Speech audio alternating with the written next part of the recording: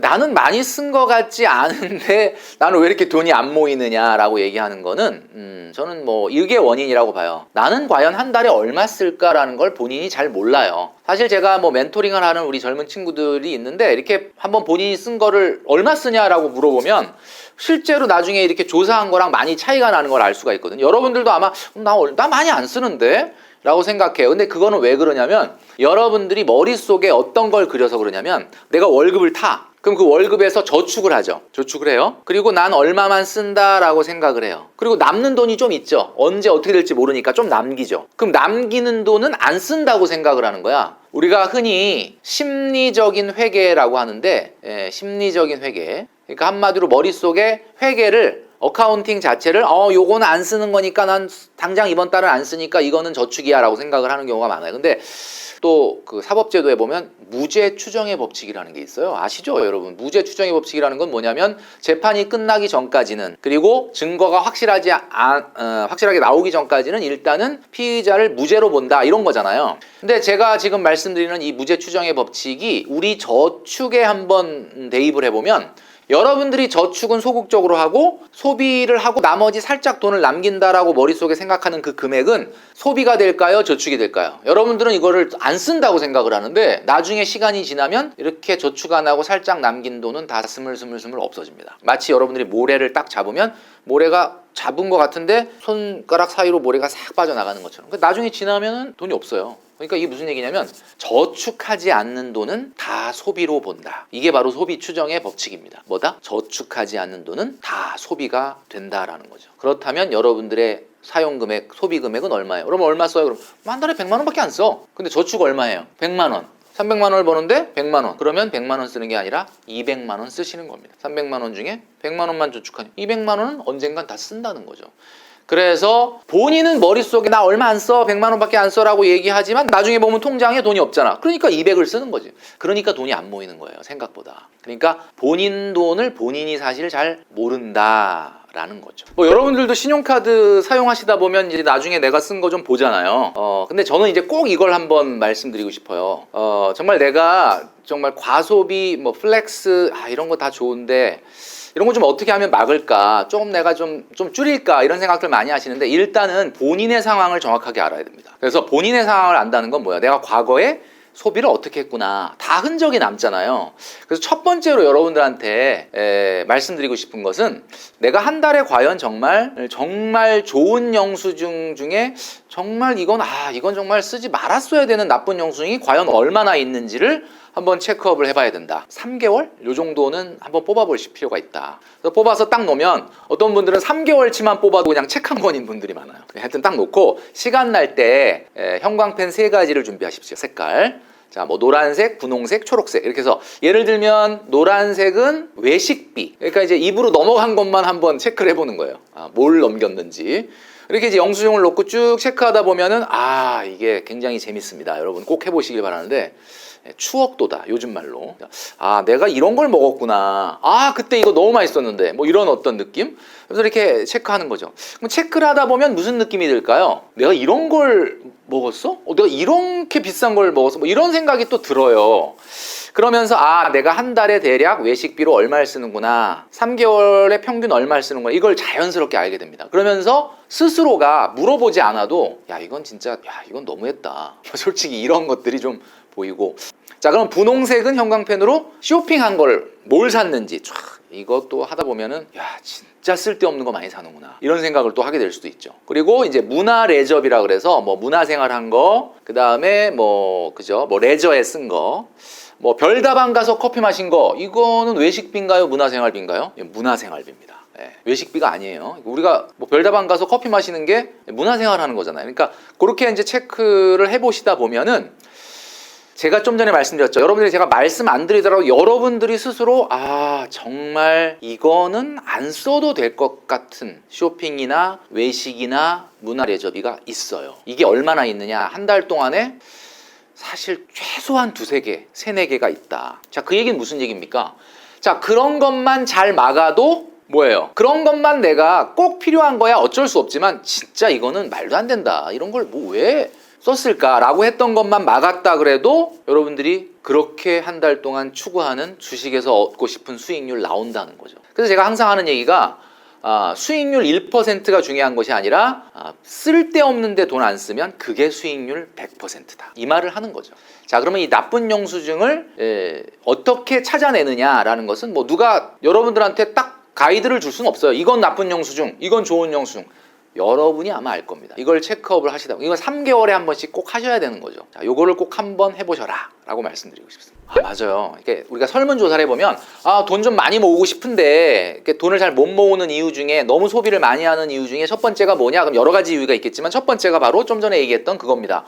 소비 통제가 안 돼요 라고 얘기하는 거예요. 소비 통제. 그래서 다른 건 모르겠는데 우리가 외식비나 뭐 배달 음식 이런 거야 뭐 사실은 어떻게 보면 그 본능적인 거잖아, 먹는 거는. 그러니까 그거는 되도록이면 우리도 뭐 당연히 예산을 갖고 써야 되겠지만 제가 주목하는 건 뭐냐면 쇼핑입니다. 쇼핑. 그러니까 여러분도 쇼핑 내역을 아까 제가 외식비는 노란색으로 칠하고 그다음에 쇼핑은 분홍색으로 칠해보자 그러는데 이 분홍 색깔을 칠한 걸 잘 들여다보면 정말 필요해서 산 것도 있지만 뭐 별로 필요하지 않은데 산 것도 있어요. 여러분 그렇죠? 솔직한 얘기로.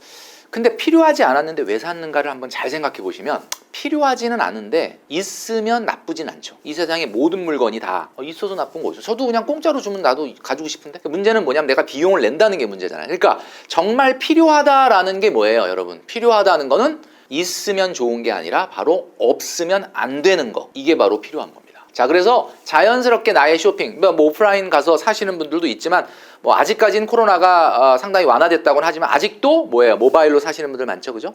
인터넷 쇼핑. 그러니까 이 모바일 결제를 하기 전에 딱 3가지만 여러분들한테 물어보고 결제를 해라. 요거 별로 어렵지 않습니다. 야, 뭐 내가 내 쇼핑하는데 뭘 그 3가지나 통과해야 산다. 야, 이거 너무 빡빡한 거 아니야? 이렇게 생각할지 모르는데 뭐 오래 생각하라는 게 아니라 그냥 3가지만 확인하고 사라는 거예요. 자, 그래서 이걸 일명 결제 삼심제도다라고 제가 이야기했죠. 방송에서도 결제 삼심제도. 결제하기 전에 3번 심사를 한다는 건데 야, 이게 뭐가 이렇게 어렵냐? 자, 뭐 간단합니다. 1심. 자, 첫 번째 심사. 스스로에게 물어보세요. 필요한가? 제가 좀 전에 뭐라고 그랬습니까? 필요한 물건은 있으면 좋은 게 아니라 뭐라고요? 없으면 안 되는 거. 이거 진짜 없으면 안 되는 건데? 그러면 그거는 1심 통과. 이제 결제에 다가간 거죠. 자, 그다음에 두 번째 2심은 뭐냐? 예산이 있는가를 물어보셔야 됩니다. 예산이 있는가? 예산? 내가 이번 달에 이걸 결제하고 다른 소비에 지장이 없고 다른 고정비에 지장이 없는 상황. 뭐 예산이 있어. 자, 그러면 2심도 통과한 겁니다. 근데 만약에 정말 필요한가를 통과했지만 이번 달은 예산이 이거 사면 조금 오반데 그러면 결제를 유보하셔야 된다는 거죠. 만약에 2심까지 통과돼서 이번에 예산이 있다라고 하면 통과. 자, 그러면 이제 대망의 결제까지 마지막 딱 한 번 남아 있습니다. 야, 이제 필요한 거고 없으면 안 되는 거니까 필요한 거고 그 다음에 예산도 어느 정도 있어. 자, 그럼 결제를 누르기 전에 마지막으로 한 번만 더 물어보자. 대체제는 없는가? 여기서 의외로 많이 걸립니다. 없으면 안 되는 건데 가만히 생각해 보니까 대체제가 있어요. 여러분 대체제라는 게 뭐예요? 꼭 그걸 안 사도 다른 걸로 대체가 가능한 것들이 있을 수 있거든요. 일단 그걸 생각을 해봐야 된다라는 겁니다. 그래서 3심까지 통과가 된다 그러면 여러분 결제를 누르셔도 돼요. 자, 그러면 결제를 누르면 그 영수증은 좋은 영수증일 수밖에 없다. 절대로 나쁜 영수증이 아니고 후회하는 영수증이 아니고 3개월 후에 다시 형광펜을 칠하면서 봐도 그때 이거는 뭐 살만했어 라고 이야기하게 될 거다. 간단합니다. 자기한테 3가지만 물어보고 결제를 해라. 이 말씀을 드리고 싶습니다. 자, 이제 코로나가 거의 종식 그 단계에 들어서고 이제는 어디 가도 뭐 발열 체크 잘 안 하잖아요. 근데 이제는 코로나 발열 체크가 아니라 당근 발열 체크를 해야 돼요. 물론 당근은요. 내가 새 제품을 사질 않고 알뜰하게 중고 제품을 사고 그다음에 내가 안 쓰는 물건 또 되팔아서 현금화하고 그러니까 아나바다 운동이 뭐냐면 아껴 쓰고 나눠 쓰고 바꿔 쓰고 다시 쓰자 뭐 이런 운동이었어요. 사실 이제 이 당근이 사실 그런 우리가 흔히 이제 방송에서는 채소 마켓이라 그러는데 이것이 이제 그런 모토로 시작을 한 거거든요. 근데 제가 왜 이 말씀을 드리냐면 정말 아껴 쓰는 거에 사용을 하시는 분도 많이 있는데요. 한번 우리가 스스로 한번 점검을 해보자. 아까 우리 그 영수증에서 나쁜 영수증 중에 내가 쇼핑한 내역을 한번 분홍 색깔로 칠해보자고 했잖아요. 쇼핑을 하다 보면 정말 쓸데없는 걸 많이 사게 되는 경우가 있습니다. 이 자본주의의 마케팅의 힘이지. 뭐 사은품이 있고 혜택이 있고 역대급 구성에다가 뭐 무슨 혜택을 주고 막 이러면 사게 되잖아요. 그러니까 현대인은 뭐다? 필요한 물건을 사는 게 아니라 그냥 싸면 삽니다. 그러니까 근데 이제 왜 제가 당근을 물고 늘어지느냐, 당근 관계자들한테 죄송합니다. 근데 당근을 왜 물고 늘어지냐면 제가 많은 우리 젊은이들을 만나고 있는데 일단 당근을 너무 많이 하면요 쇼핑이 과감해져요. 그러니까 무슨 얘기냐면 옛날에는 비싸서 좀 생각해보고 사야지 이랬는데 지금은 그냥 사는 거야. 왜? 당근에 팔면 되니까. 그래서 그냥 그렇게 되는 거예요. 그 다음에 두 번째는요, 당근을 너무 열심히 하다 보면 본인 취향의 물건을 사질 않고 뭘 삽니까? 대중 취향의 물건을 사요. 왜 그럴까요? 팔아야 되니까. 무슨 색깔을 사다 이거는 안 팔릴 것 같아. 나는 그 색깔을 좋아하지만 대중들은 이런 색깔을 좋아한다. 그 다음에 쇼핑을 했잖아요. 그러면 마음껏 사용을 해야 되는데 비닐도 안 뜯어. 사용을 못해. 왜 그러냐 그랬더니 혹시 팔 일이 있을지도 모른다. 그러니까 여러분들이 사실은 정말 필요한 물건을 당근에서 산다 그러면 누가 뭐라고 하겠습니까? 제가 지적하는 이유는 뭐예요? 제가 혼쭐 낸 영수증은 뭐예요? 비싼 물건을 별로 필요하지 않은데 비싼 가격 다 주고 사서 굉장히 싸게 팔고 칭찬받는 거야. 온도 쫙 올라가죠. 그러니까 나 왠지 굉장히 칭찬받는 느낌? 자, 여러분 이러면 어떻게 우리가 돈을 모을 수 있겠습니까? 그죠? 그래서 당근의 발열을 체크해야 된다라는 게 제가 그런 의미에서 말씀드린 거다. 그러니까 당근을 하는 건 좋은데 내가 과연 어떻게 사용하는지 한번 꼭 확인해 보셔라 말씀드리고 싶어요. 제가 아까 말씀드린 거에서 하나 이제 좀 빼뜨린 게 있는데 우리가 뭔가 쇼핑을 할 때 가장 중요한 게 장바구니라는 기능이 있잖아요. 장바구니. 여러분들 많이 활용하시나요? 장바구니? 장바구니에다 담아놓죠? 근데 이게 참 사실은 사람이 동상이몽이라고 생각하는 사람마다 생각이 다 달라. 파는 사람 입장에서는 장바구니를 왜 만들었을까요?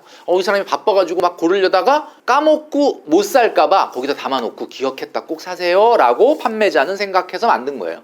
근데 우리가 현명한 소비를 하기 위해서는 장바구니에 담아놓으라는 얘기는 자 과연 이거를 바로 결제할 거냐? 일단 장바구니에 담아놓고 뭐예요? 냉각기를 가져보는 거죠. 내가 지금 막 너무 갖고 싶어. 이거 진짜 있어야 돼. 뜨겁지만 잠깐 냉각기를 갖고 아까 결제 삼심제도 세 가지 생각해보라 그랬죠. 장바구니에 담아놓고 생각하면 되는 거죠.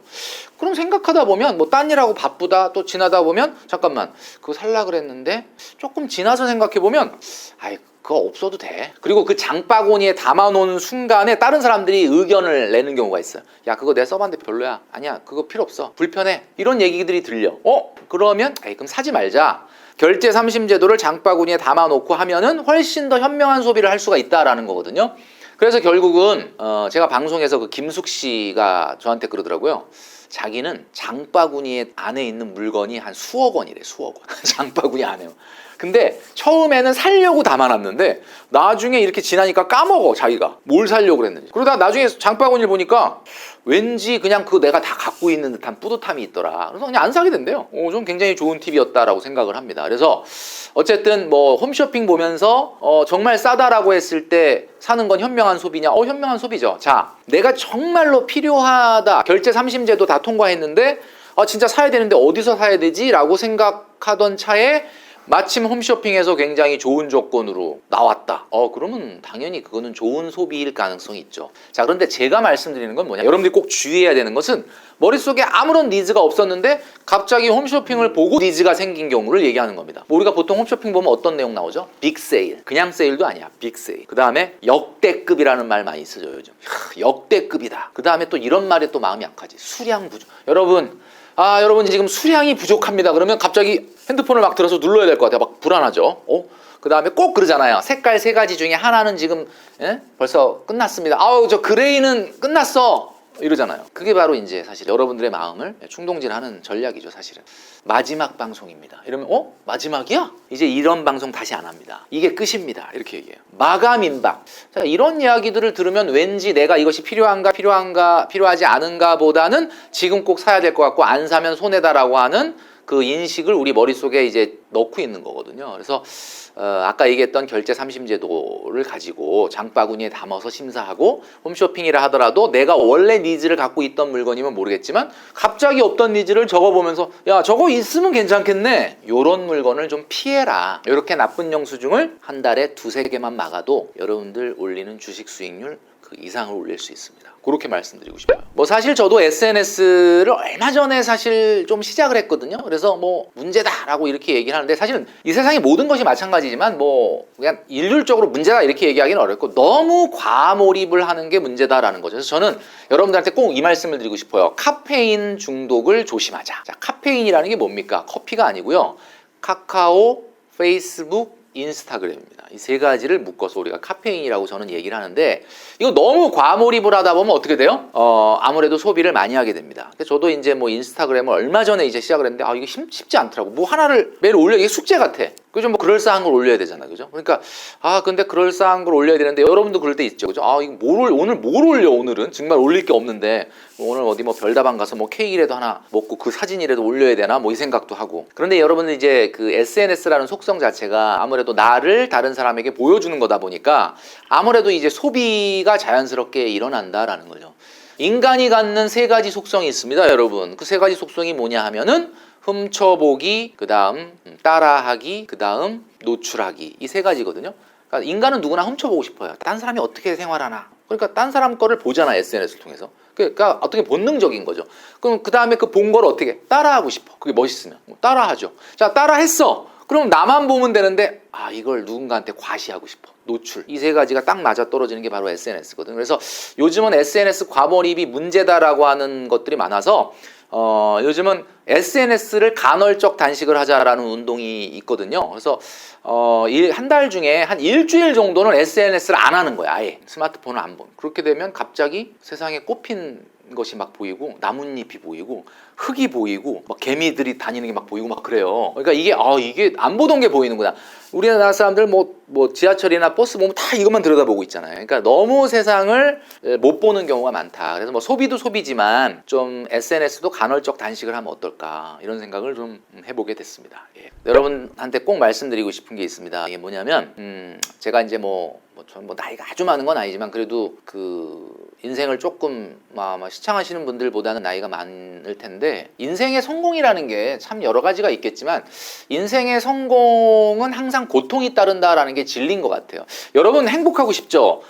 누구나 정말 행복하고 싶습니다. 근데 이제 행복이 두 가지 종류가 있습니다, 여러분. 뭐냐면 도파민이나 아드레날린이 막 분출되는 행복이 있어요. 어떤 행복이죠? 정말 친구들과 파티를 한다고 생각해보세요. 막 맛있는 음식을 시켜서 막 파티를 해. 너무 즐겁죠, 그 시간.